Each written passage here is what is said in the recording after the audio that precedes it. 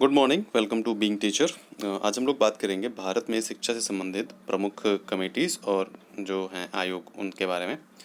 देखिए, जितने भी शिक्षा से संबंधित कमेटीज़ और आयोग हुए हैं उन सभी को इसमें मतलब आज़ादी से पहले और आज़ादी के बाद मतलब बिफोर इंडिपेंडेंस और आफ्टर इंडिपेंडेंस जितने भी आयोग या कमेटीज़ जितने भी मतलब बनाए गए थे शिक्षा से रिलेटेड, शिक्षा को इम्प्रूव करने के रिलेटेड से, तो उन सारे हम समितियां और आयोग के बारे में हम जानेंगे। ठीक है, अच्छे से जानेंगे और जो इम्पोर्टेंट होंगे उनको और अच्छे से समझेंगे।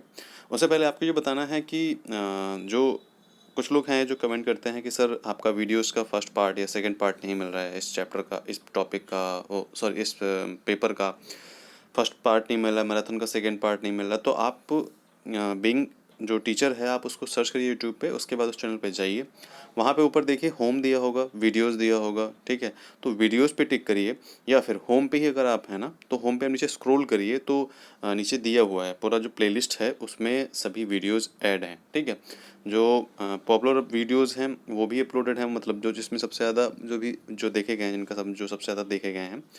और उसके बाद में फिर जो अकॉर्डिंग टू जो प्लेलिस्ट है, paper first, paper second, paper third, paper fourth, उसमें जाकर के आप वीडियोस को देख सकते हैं। ठीक है, सभी पार्ट, सारे पार्ट्स अपलोड हैं, कोई भी सिलेबस अब नहीं बचा है। पेपर थर्ड भी कंप्लीट हो चुका है, पेपर फर्स्ट भी आज कंप्लीट हो जाएगा। ठीक है, और पेपर सेकंड भी जो है वो कंप्लीट हो जाएगा आज। तो अब आपका कोई भी सिलेबस नहीं बचा, बस एक एक वीडियो और आना बाकी है। ठीक है, उसके बाद सारा सिलेबस कंप्लीट हो जाएगा। उसके बाद हम लोग डिस्क्रिप्टिव को लेकर के पढ़ेंगे। ठीक है, सब्जेक्टिव, ठीक है, सब्जेक्टिव पढ़ेंगे। अभी हम लोग ऑब्जेक्टिव पढ़ रहे हैं, उसके बाद हम लोग सब्जेक्टिव पढ़ेंगे, जिससे थोड़ा सा बेसिक कॉन्सेप्ट जो है वो क्लियर हो जाए। ठीक है, डायरेक्ट क्वेश्चंस एमसीक्यूज वगैरह जो सॉल्व करना होता है वो थोड़ा सा मतलब एक मतलब अनकम्फर्ट लगता है कि ये टॉपिक पढ़ा नहीं है, उसके एमसीक्यूज सॉल्व करना डायरेक्ट, तो चीज़ें उतना आसान नहीं होती। तो इसलिए हम एक बेसिक कॉन्सेप्ट की जी क्लासेस हम चलाएंगे, एक एक पेपर का चलाएंगे। एक एक वीडियो ही ज़्यादा है, ज़्यादा वीडियो शायद ही ना आ पाएंगे क्योंकि समय कम है। ठीक है, तो यही सारी बातें करनी थी। अब हम लोग वापस आते हैं अपने इस वीडियो पे। ठीक है,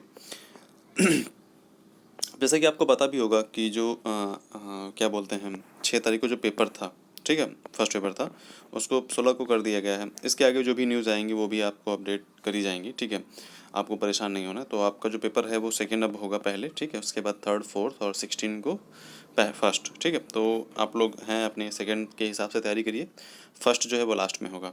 ओके, तो यहाँ पे कहा गया है कि 14 जुलाई 1964 में जो बने कोठारी कमीशन का है, उनका जिक्र भी किया गया है। शिक्षा से जुड़ी विभिन्न समस्याओं पर विचार करने के लिए समय समय पर कई आयोगों का गठन किया गया, मगर जिस आयोग ने शिक्षा से जुड़े मुद्दों पर समग्रता से विचार किया उसमें 14 जुलाई 1964 में बने कोठारी कमीशन का जिक्र है, और 1948-49 में बने राधाकृष्णन कमीशन का जिक्र है, और वहीं मुदलियार आयोग जिन्होंने माध्यमिक शिक्षा पर विचार किया है उनका भी इसमें जिक्र होगा। ठीक है, और भी कमेटीज हैं, इनका हम लोग साथ में समझेंगे। तो सबसे पहले है कि भारत में स्वतंत्रता पूर्व बनी शिक्षा समितियां एवं आयोग। ठीक है, देखिए ये वीडियो इसलिए बनाया गया ताकि सारे कमेटीज एक जगह आ जाएं। ठीक है, आपको अलग से जाकर के मतलब एक एक चीज़ देख करके सर्च ना करनी पड़े। ठीक है, तो आप लोगों के लिए मैं थोड़ा सा इजी करने की कोशिश कर रहा हूँ कि कुछ क्वेश्चन जो आने ही आने हैं, जैसे कि मुदलियार आयोग कब बना, ठीक है, कोठारी कमीशन कब बना, ओके, राधाकृष्णन कमीशन कब बना, ताराचंद कमेटी क्या है, रामकृष्ण मूर्ति कमेटी क्या है, तो ये सब चीज़ें आपको इसी जगह पे मिल जाएंगी। ठीक है, सारी इंपॉर्टेंट जो कमेटीज़ हैं वो इसी जगह पे मिल जाएंगे। तो पहला है कि कलकत्ता विश्वविद्यालय परिषद। तो इसका जो कलकत्ता विश्वविद्यालय परिषद इस साल 1818 में बना था। इसके बारे में ज़्यादा जानकारी नहीं है, तो इसीलिए फिर भी ये क्वेश्चन जो है पूछे जाने की संभावना है। ठीक है, तो इसीलिए मैं इसको इसमें लाया हूँ। भारत में स्वतंत्रता से पूर्व बनी शिक्षा समितियाँ एवं आयोग। ठीक है, नेक्स्ट है कि चार्ल्स वुड समिट। तो यहाँ से इंपॉर्टेंट चीज़ें स्टार्ट हो जाती है कि 1854 में जब इसको भारत का शिक्षा का मैग्ना कार्टा भी कहा जाता है। क्यों कहते हैं इसको आगे हम जानते हैं पूरी डिटेल से। उस समय चार्ल्स वुड थे, वो बोर्ड ऑफ कंट्रोल के अध्यक्ष थे। ठीक है, देखो बोर्ड ऑफ डायरेक्टर और बोर्ड ऑफ कंट्रोल। ठीक है, तब जो ईस्ट ऑफ इंडिया कंपनी थी उसमें दो थे, बोर्ड ऑफ कंट्रोल और बोर्ड ऑफ डायरेक्टर। तो बोर्ड ऑफ कंट्रोल के अध्यक्ष थे कौन था, सर चार्ल्स वुड। ठीक है, उन्होंने क्या किया कि एक भारत के लिए एक अच्छी योजना, मतलब भावी योजना जो है विस्तृत योजना बनाने की कोशिश की उन्होंने। और उस टाइम के जो गवर्नर थे वो क्या थे, लॉर्ड डलहौजी। तो उन्होंने 1854 में अपना सुझाव पत्र भेजा, किसको, लॉर्ड डलहौजी को भेजा। ठीक है, जिसे हम लोग क्या कहते हैं, वुड का घोषणा पत्र या वुड डिस्पैच। वुड का घोषणा पत्र हिंदी में और वुड डिस्पैच इंग्लिश में कहते हैं। ठीक, तो उसके बाद क्या हुआ, उसके बाद ये हुआ कि इसीलिए इसको शिक्षा का मैग्ना कार्टा कहा गया। क्यों कहा गया मैग्ना कार्टा? इसलिए इसको कहा गया क्योंकि ये पहली बार, मतलब जब से ब्रिटिश राज करने आए थे उसके बाद ये पहली बार ऐसा था जिसमें व्यवस्थित रूप से, ठीक है, मतलब शिक्षा को एक व्यवस्थित रूप से चलाने के लिए और एक संतुलित रूप से कि सभी वर्गों तक शिक्षा पहुंचेगी, और विस्तृत और बहुआयामी, मतलब मल्टी डायमेंशन, मतलब सभी तक, चाहे वो निचला वर्ग हो, चाहे वो ऊंचा वर्ग हो, ठीक है, चाहे वो मिडिल क्लास हो, ठीक है, अपर क्लास हो, लोअर क्लास हो, सभी तक पहुंचने की बात इसमें कही गई थी। तो इसीलिए ये एक विस्तृत भी था, मतलब ये नहीं कि 4 पन्नों का है और 1 लाख रुपए दे दिए और काम खत्म, ठीक है, तो ऐसा भी नहीं था। तो इसीलिए ये इतना व्यवस्थित, संतुलित और विस्तृत और बहुआयामी शिक्षा वाला प्रस्ताव था। तो जिसने क्या किया, ब्रिटिश शासन की शिक्षा को, मतलब ब्रिटिश शासन की शिक्षा नीति को बदल दिया, ठीक है। तो इसीलिए इसको हम क्या कहते हैं, मैग्ना कार्टा। किसको कहते हैं? वुड डिस्पैच, मतलब वुड के घोषणा पत्र को। क्यों कहते हैं? क्योंकि पहली बार इतना व्यवस्थित, संतुलित और विस्तृत एवं बहुआयामी था। मतलब इतना ये पहली बार में कह सकते हो एक आसान वर्ड में कि इतना ये बैलेंस्ड प्रस्ताव था, इतना ये संतुलित प्रस्ताव था, सभी पक्षों को इसमें लिया गया था, ठीक है। तो इसीलिए हम क्या कहते हैं, इसको वुड डिस्पैच कहते हैं।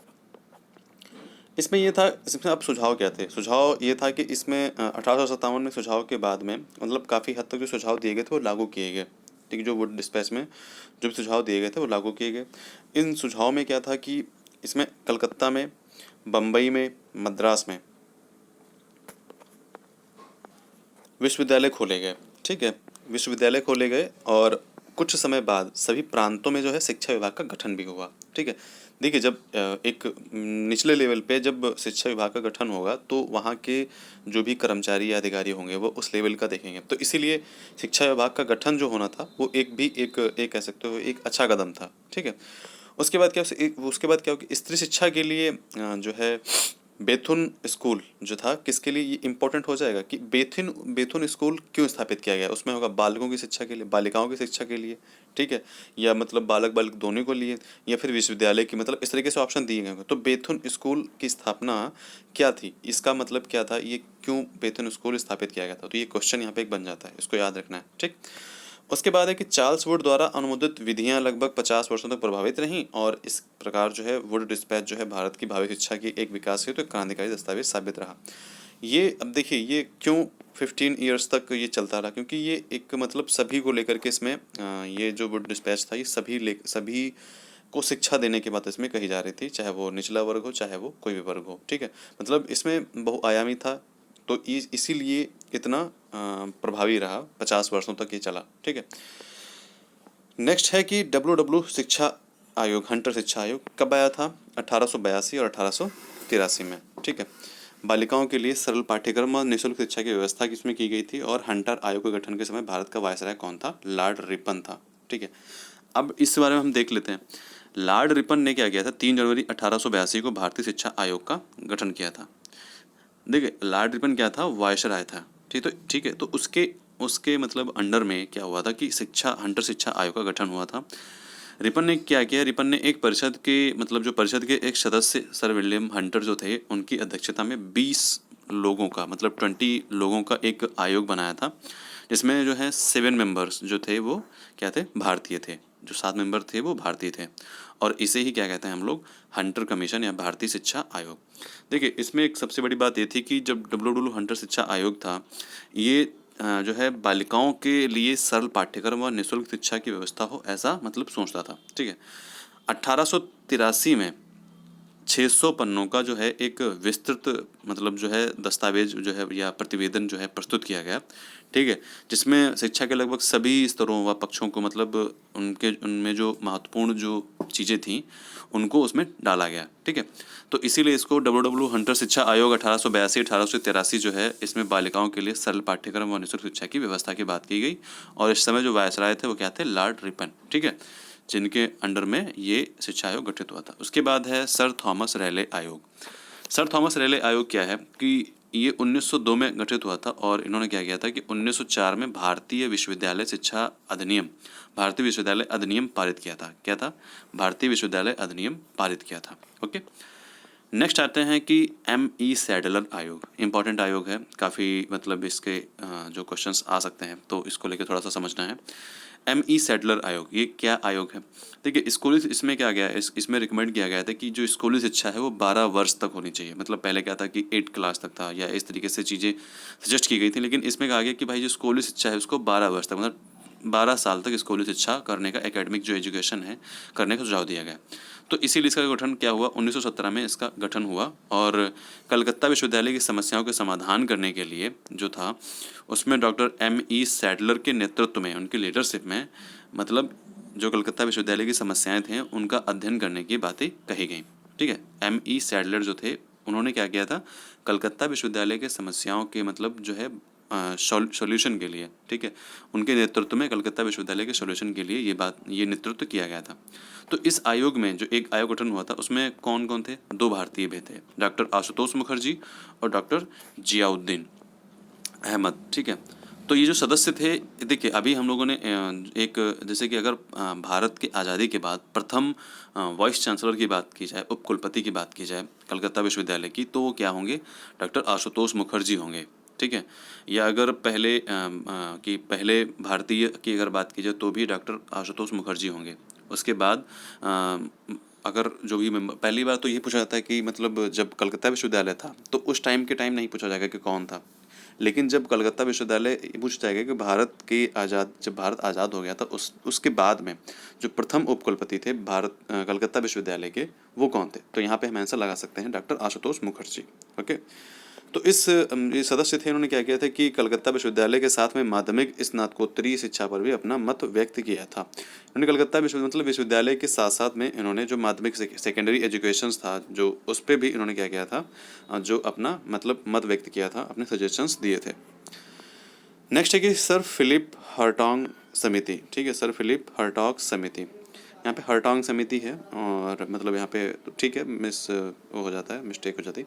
तो सर फिलिप हर्टॉग समिति जो है वो साल 1929 में आई, और इन्होंने क्या किया, व्यावसायिक और औद्योगिक शिक्षा पर जोर दिया था, और जिसको लेकर के फिलिप हर्टॉग समिति थोड़ा फेमस हुई थी। ठीक है, सन 1929 में आई थी, और व्यावसायिक तथा औद्योगिक शिक्षा पर इन्होंने जोर दिया था। फिर नेक्स्ट है कि सर जॉन सार्जेंट समिति। सर जॉन सार्जेंट समिति साल 1944, ठीक है, सन 1944 में आई थी।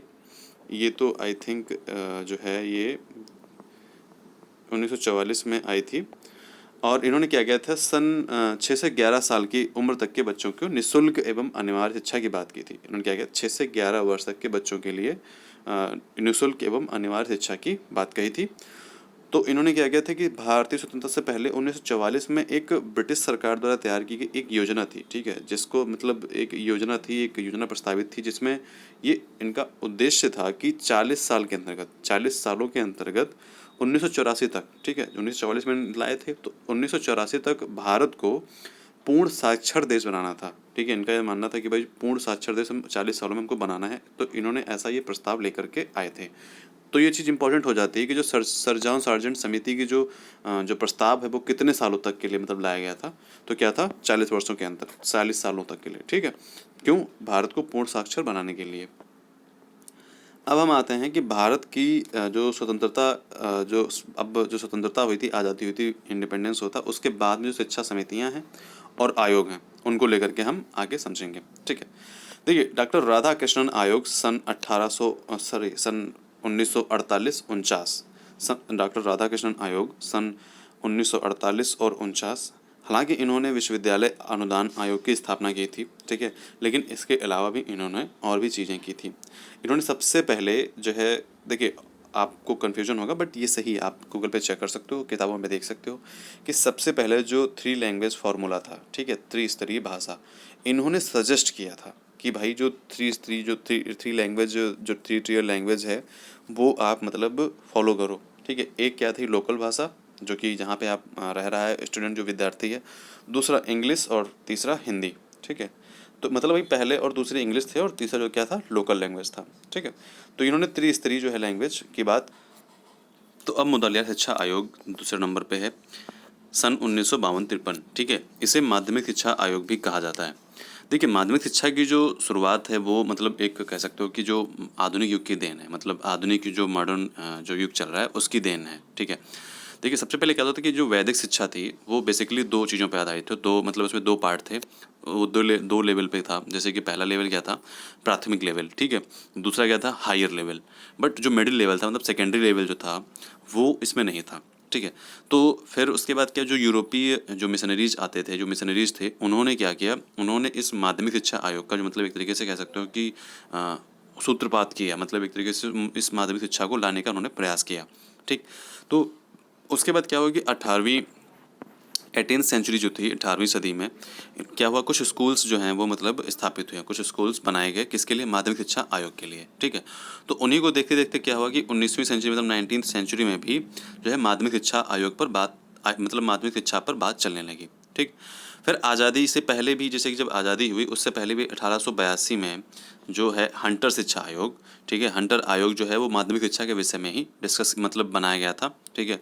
और जिसने मतलब माध्यमिक शिक्षा को लेकर के कई महत्वपूर्ण मतलब सजेशंस भी दिए थे।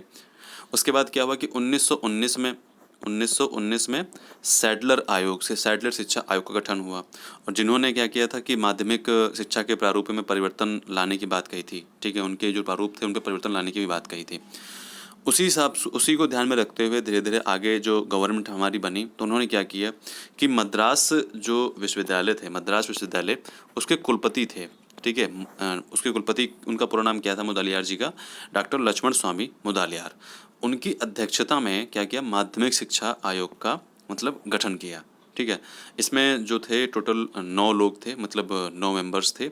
और जैसे कि इसमें मेंबर्स, और जैसे कि सर जी सैयदीन जो थे, डॉक्टर के.जी. तैयदीन, ठीक है? के.जी. तैयदीन ये थे। और इसमें हंसा मेहता थे, ठीक है? कुछ सदस्य हैं जो आप नाम जान लीजिए इनके, डॉक्टर हंसा मेहता थे, डॉक्टर के.जी. सैयदीन थे, ठीक है? और डॉक्टर M.T. व्यास थे। तो ये सब क्या थे, सदस्य थे किसके, मुदलियार शिक्षा आयोग के, ओके? अब नेक्स्ट आता है कोठारी जो आयोग था, सन 1964 में बना था, और ये राष्ट्रीय शिक्षा आयोग, हम इसको कहते हैं नेशनल एजुकेशन कमीशन, जिसको हम कोठारी आयोग भी कहते हैं, ठीक है? तो सबसे पहले 1948 में विश्वविद्यालय शिक्षा आयोग का गठन हुआ, ठीक है? 1948 में विश्वविद्यालय शिक्षा आयोग का गठन हुआ, और उसके बाद में 1952 में माध्यमिक शिक्षा के मतलब पुनर्गठन हेतु माध्यमिक शिक्षा आयोग का गठन किया गया, जो कि मतलब क्या कहते हैं उसको, मुदलियार शिक्षा आयोग, ठीक है? 1952 में मुदलियार शिक्षा आयोग, जो कि माध्यमिक शिक्षा आयोग को लेकर के था, उसका गठन किया गया। और फिर विश्वविद्यालय शिक्षा आयोग, जिसको हम राधा कृष्णन आयोग भी कहते हैं, उसने विश्वविद्यालय शिक्षा के मतलब प्रशासन, संगठन तथा उसके जो स्तर थे, मतलब उसका जो लेवल था, उसको ऊंचा उठाने के लिए अपने जो कुछ सॉलिड जो मतलब जो अच्छे अच्छे सजेशंस थे उन्होंने दिए, किसके लिए, विश्वविद्यालय शिक्षा आयोग के लिए। फिर 1952 में क्या हुआ था, मुदलियार शिक्षा आयोग का गठन हुआ था। तो ऐसे ही जो है मतलब अनेक स्टेप उठाए जा रहे थे। उसी बीच में जो 14 जुलाई सन 1964 को जो कि डॉक्टर मतलब जो DS कोठारी थे, ये क्या थे, विश्वविद्यालय अनुदान आयोग के तत्कालीन अध्यक्ष थे, ठीक है? इनकी अध्यक्षता में 17 सदस्यीय जो है राष्ट्रीय शिक्षा आयोग का गठन किया गया, और इन्होंने कुछ सजेशंस दिए, ठीक है?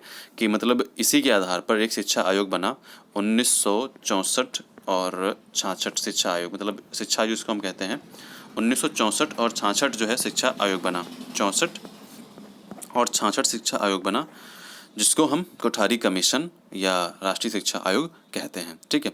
इसमें जो है इसके जो अध्यक्ष थे वो कोठारी जी थे, मतलब डॉक्टर DS कोठारी थे।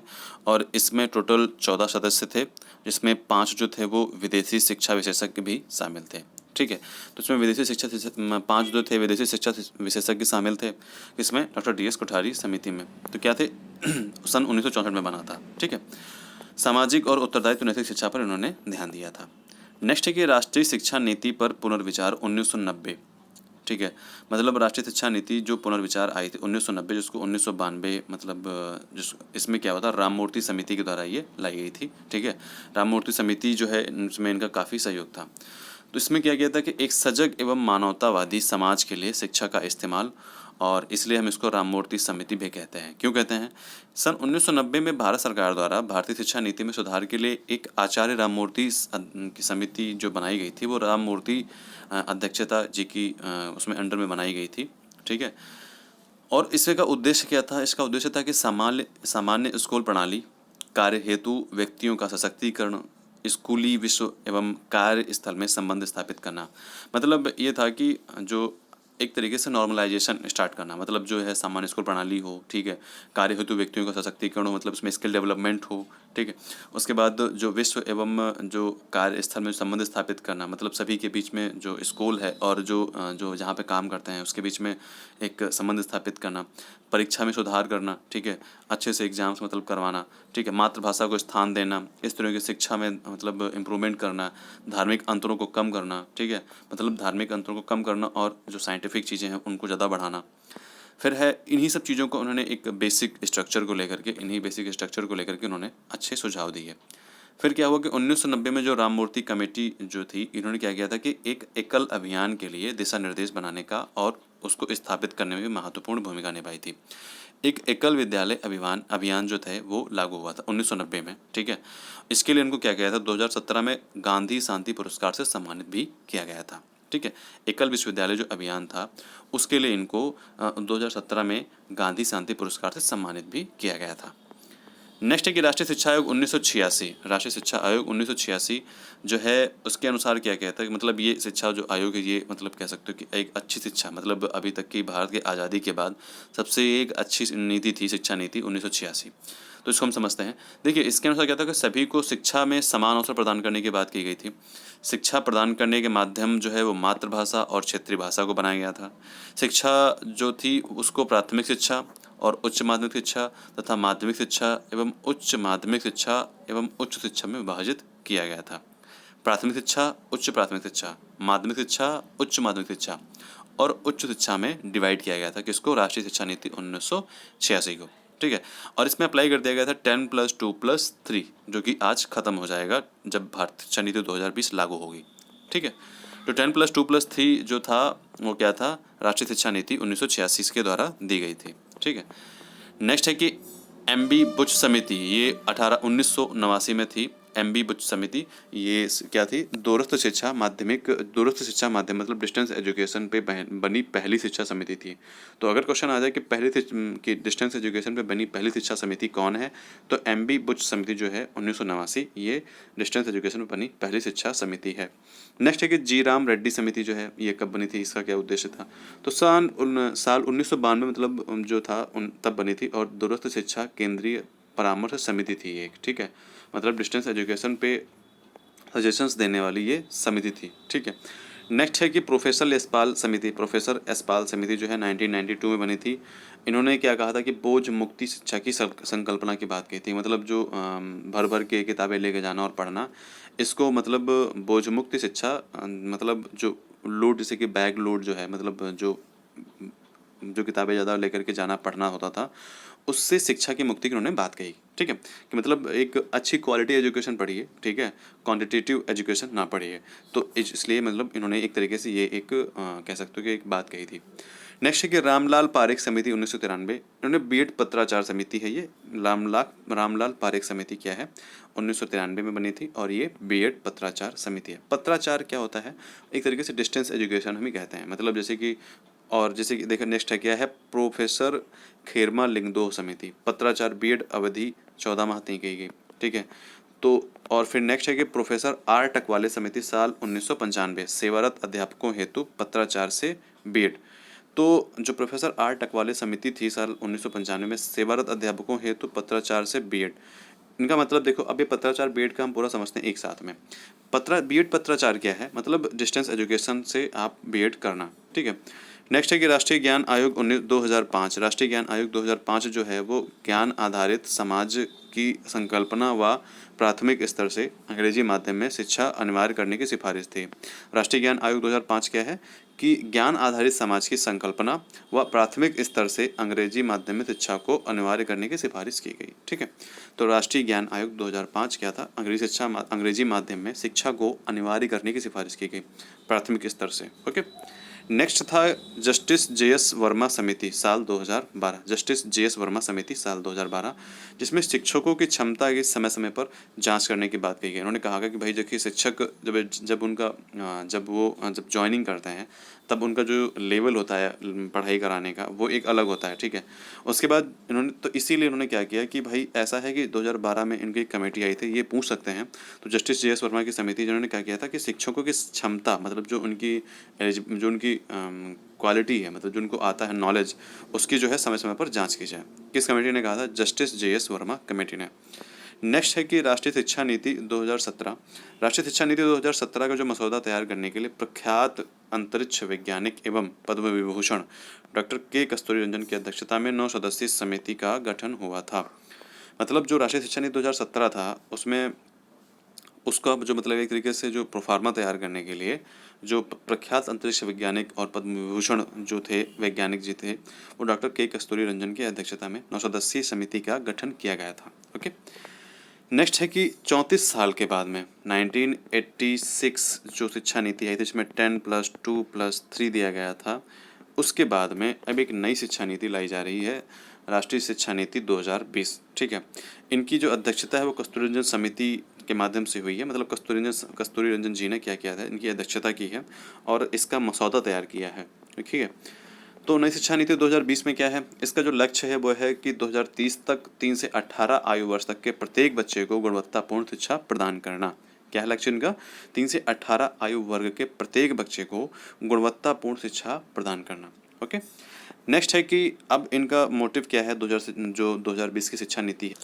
तो अब हम जानते हैं कि ये 5+3+3 4 क्या है। ठीक है, तो इसका किसके हिसाब से होगा ये? देखिए, इसका मतलब है कि प्राइमरी से एजुकेशन तक जो है दूसरी कक्षा तक एक हिस्सा होगा। देखिए, उससे पहले क्या होगा, एक जो स्टार्टिंग का 5 दिया है ना, ये इसमें 3 साल पहले क्या होता है, मतलब आंगनवाड़ी। ठीक है, जो आंगनवाड़ी स्कूल होते हैं उसमें हम पहले 1, 2 और 3 साल तक उसमें मतलब जो है बच्चों को पढ़ाया जाएगा। ठीक है, उसके बाद जो 2 साल बचेंगे वो प्राइमरी से दूसरी कक्षा तक एक हिस्सा हो जाएगा, तो ये एक हिस्सा आपका ख़त्म हो जाएगा।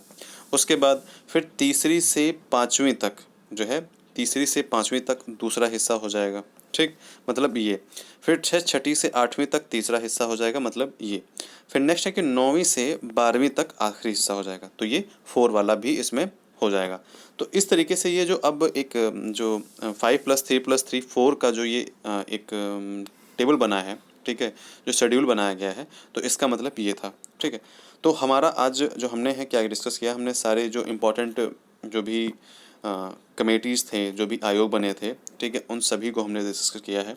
और अगर आप लोग और भी ऐसे कुछ चाहते हैं, वैसे पेपर वाइज मैं डिस्कस करूँगा, तो उसके लिए आपको परेशान नहीं होना है। मैं कोशिश करूँगा कि जो भी इंपॉर्टेंट टॉपिक्स हैं वो डिस्कस करूँ।